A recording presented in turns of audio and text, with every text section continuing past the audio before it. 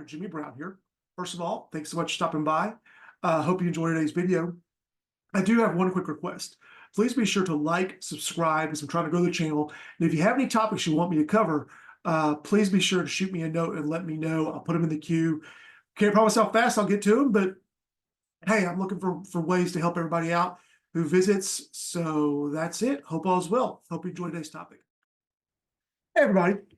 Dr. Jimmy Brown here. In today's video, we're talking a little bit about sensation and perception and what that means and how we work with that in the world of psychology. So the first thing we're talking about is what is the difference between sensation versus perception?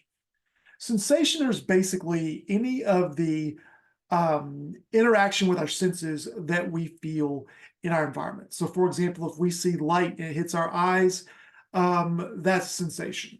The air hitting our ears, that's sensation. Smells, odors going to nose, that's sensation.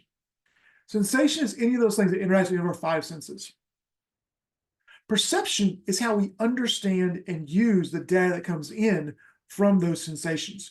So for example, the light comes in at a certain wavelength, we will perceive it as blue or red or purple and have some meaning associated to that. If we hear a loud boom, or there's a big wave that we perceive as a loud boom, that may tell us there's danger or something. If there's a smell of odor molecules going to our nose that we perceive as burning, we'll perceive that as there's something going on we need to think about. Those are very key differences between sensation and perception, and those really kind of drive how we'll work with those differences. The next thing we're going to think about is what are the factors that impact perception. So sensation, again, getting the signal. Perception is how we interpret it and how we use it. Number one, proximity. How close are we to the thing that we think is going on? A very faint sound will not impact as much as a very close sound. This is why I feel like jump scares on the internet and horror movies. It's perceived as closer. Similarity. We usually think that things that are similar are part of the same group. If we've heard a sound before indicate danger, we will think this sound, when we hear another time that's similar, might mean danger. As kids, if you try Brussels sprouts and don't like them, you'll start thinking all leafy green vegetables and that dark green vegetable may not taste as good. Same kind of thing. We also want to try to complete figures, closure. A lot of times there's whole things, and we'll talk later about if somebody sees like a circle that's almost closed, they'll try and close it up. Our brains look for patterns. It's also where we also try to think that things are much like what we saw before, continuity. Perceiving things in the simplest way possible. Looking for complex, unbroken patterns. Ironically, and I'll do another video on this later, we think about stereotyping, and stereotyping is a shortcut in your brain. You're trying to say, I've seen this thing before. I'm going to think that things similar to it are going to be like it again. It's a cognitive shortcut. There's also continuity. The tendency to perceive two things that happen close together as being related. We think if a bad thing happens here, a bad thing happens here, they're real close together, we think they're related. These are all things that get into our ideas of perception. Let me give you an example. This picture here, real famous picture. How old is the old lady in this picture? Well, if you look kind of towards the middle to the right, it'll look like, you'll look kind of here. Let's see, let me get the pen here. Hang on just a second so we can draw. I know you guys love when I do that. If we look at it from this angle, it looks like the face of an old lady. However, clear all the slide ink. If we look at it primarily here, oops, dadgummit.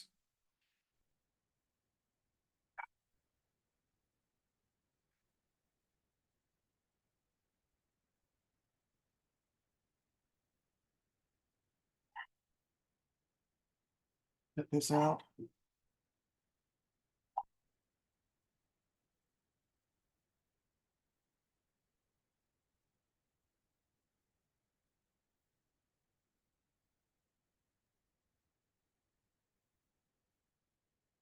However, if we look at this picture of this lady and we look here, it appears to be the back side of a young lady's face. So what was the eye before is now the ear. What was the nose before becomes the bottom of the chin. And what looks like it was the mouth before looks like a choker. These are all depends on how you look at it. It's perceptual issues. So let me clear those ink again. Another example is if we look at this picture of these four men. Which man is taller? Well, if you look at it, you probably think the one in the back is taller. However, let's go back to our line drawing again. Oh, if I can get over here. Oops, where'd it go? Second, get the ink. If we take a line, go. We put a line up in here. And we say, oops, hang on. We come right down here, this line, that's a straight line. They all look fairly the same size. Up through there. Straight lines, not a lot of difference between this and this. Take them out. The only difference is being my own bad artwork. They're primarily the same size. The reason why it looks different is two things. One is the perceptual issues here, and then also, I don't know if you noticed, the artists, when they drew this, they made this face look a little bit blurrier and this face a little bit clearer, which also helps us get kind of that perception of bigger versus smaller. So they really are, all four are really the same size. So let's clear the ink again. So how does this help us? Well, when we think about perception, it gets to the issue of what we call consciousness. Consciousness is our level of awareness of the various internal, external stimuli going on at the moment. It's our understanding of it. How conscious we are can impact how we perceive things.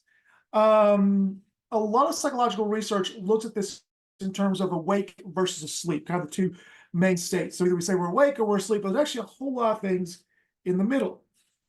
For example, if we look at hypnosis, it's a state where a person is kind of in between the awake and the sleep state. Some folks refer to it as kind of like a gray state. And a person is atypically susceptible. And there's actually a number of susceptibility. There's different people who have different levels of susceptibility. When I do this live, there's actually a neat video of a guy named Darren Brown, who's a hypnotist and magician over in the UK that I usually share. I'll put the link down below. But he does a lot of things where he'll hypnotize people, do what's called a rapid induction, quickly place them in a hypnotic state. And the video I'll share is where he places this poor kid in a hypnotic state through a rapid induction, making the sun's disappeared. It's kind of ridiculous, but highly unethical from a psychological standpoint, but from entertainment, still kind of a gray area. One thing that people don't realize is when this guy does a lot of his shows, the people on his TV shows, before he lets them on there, he screens them on suggestibility scales to only find folks who are highly suggestible. And so those are the folks who come on there. Those folks you do rapid induction on. Those folks you can do these kind of things for. And you can look here, kind of, this is a good distribution of hypnotizability, i.e. suggestibility. You know, there's some folks you can never hypnotize at all. They're just not open to it. Some folks very easily. Those are the rapid induction folks. You see them like they walk their hands, they yank their arm, kind of in the video that I'll post below. I'm not going to post it here because I'm not sure what YouTube's rules are. But those are the folks who have a lot of different suggestibility. Other folks are kind of in the middle. It's like a lot of things. There's a cycle of it. What are some facts and fictions, though, about this perception, this gray area? Well, the first one is that some people may not remember what they did under hypnosis because it's almost like a sleep state. It's like sleepwalking. There is no research showing that it enhances memory, but there is a chance of implanting false memories. Those of us who are able to remember back the satanic panic back in the 80s, where people would go into hypnosis and think they'd been part of some kind of satanic cult. A lot of people who claim to have gone under hypnosis to remember their experience, claiming that they were kidnapped by aliens or something. There's a lot of debate about whether or not they really are saying they remember that, or whether it's a result of the researcher doing suggestions. So big gray area there. It allows people to manage physical pain better. So, for example, if you are able to place yourself in a self-hypnotic state, go to the dentist or something, very distracting, very painful. I've been before where I had to place myself in a self-hypnotic state from some tools I learned when I was younger to be able to manage it. It does not give people more physical strength. You have no more or no less physical strength in um, in a hypnotic state than you do in a non-hypnotic state. It's just you may think you do, and you may actually end up hurting yourself and may exert yourself more, but you don't have any more strength. It can alter sensory perceptions. You may think things are perceived differently, but it cannot regress people back to childhood or to past lives or whatever kind of other stuff they talk about. And it can help people relax in situations that they normally wouldn't. Stressful situations. There's been some research around hypnosis with people with different kinds of diseases helping out there. It doesn't take you back to a past life, and there is no definitive research showing that it creates ESP or anything like that. So really what it does is it gives you more control over your normal state, but all this other stuff about giving you like superpowers and all that kind of stuff, that just doesn't happen. So that's it about sensation perception, a little bit about hypnosis. Hope you enjoyed. As always, please like and subscribe. If you have questions, put them in the comments. I'll try to reply. If there's other topics similar to this you want me to get into, let me know. Thanks a lot. Hope all is well, and we'll see you next time.